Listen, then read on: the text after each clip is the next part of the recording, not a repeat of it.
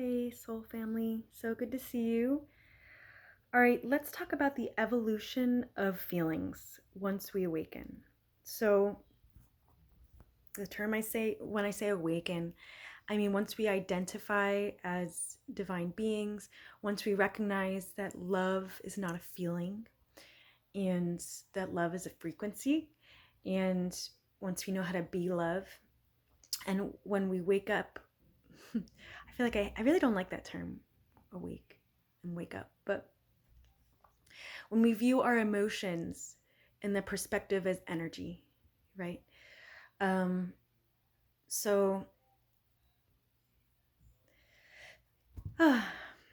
this is really fascinating to me because when we are in this traditional, especially very American mindset, right? I think it's very American to view emotions as something that has needs or something that um, is our identity, right?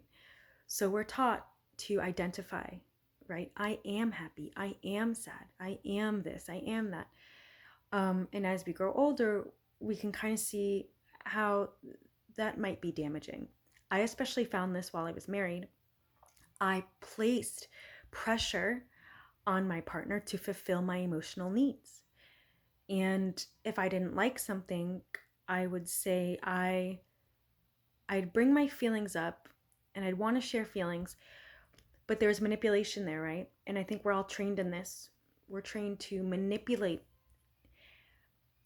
by, instead of just feeling our emotions, because this is ours to feel, it's not for anyone else. We want others to be moved by our feelings and to do something different. And this is what I used to believe. This is what I used to practice. And now I recognize when others are doing that to me, right? I'm so glad I outgrew that, because I think that's misplacing our feelings. Because feelings, number one, if we're doing that, it's showing we're giving our power away to people outside of us, to the 3D world, right?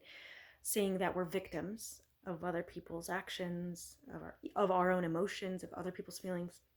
And if you watch Sadhguru, he talks about this a lot. And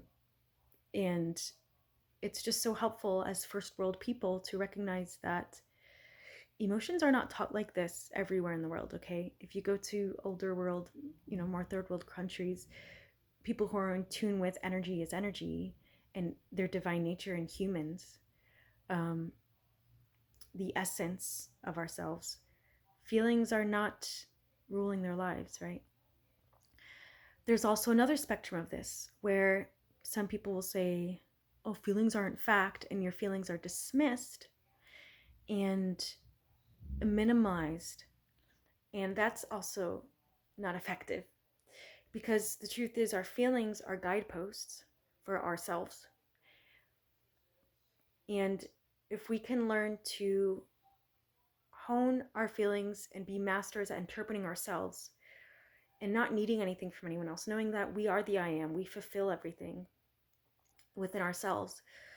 So when a feeling comes up that is quote unquote negative, we feel it, we allow it to come through us because we recognize it's just trying to come out. So we sit with it and we allow it to come through us without any stories attached to it.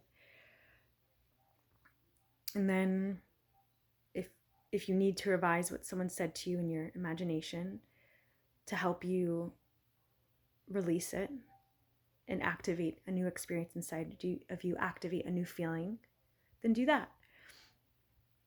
But if you are feeling pressure from others around you to perform because of their feelings, right? I just want to remind you that you're not here to take on anyone's feelings. You're not here to make anyone responsible for your feelings, or to make anyone responsible. You're not responsible for any of their feelings, and vice versa. No one's responsible for your feelings.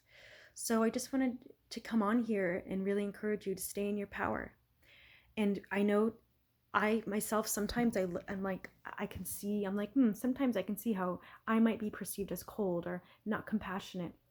But when you learn that compassion is actually feeling, that's what empathy is, right? We're feeling other people's pain. but we might not be moved to act to make them feel better, because we have that, as much as we're one with everyone, we also know boundaries now. We also know that we stand in our own power and people are on their own journeys, and you're not here to rescue anyone, right? So when we try to rescue people from their own feelings, we are basically, what I found is inheriting the darkness, doing the work to avoid them doing shadow work. And this is what I have found it can attract danger to us, because we're absorbing the negative energies and we're not allowing these other people to do their shadow work. So the compassion is feeling the pain as if it's your own. There's no separation there, right? But then believing, knowing that that person has the capacity and the gifts to do what they can for themselves. And Ram Dass said, right? I don't even know if Ram Dass originated this quote, but there's a famous quote that says, "All I can do is work on myself. All you can do is work on yourself," right? So,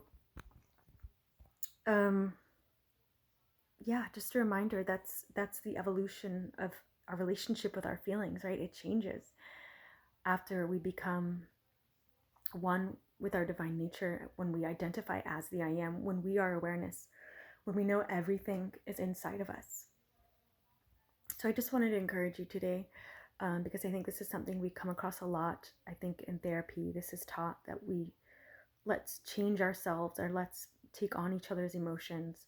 And it's just a form of energetic codependency. And again, I learned so much after my marriage. Like, I'm just so not the same person, and I'm so glad. But yeah, if you're also seen as cold, it's just not true, right? It's just not true. And you just stand in your power, keep loving yourself, keep feeling for everyone and everything, keep being compassionate. And I'm so proud of you, because you're a being.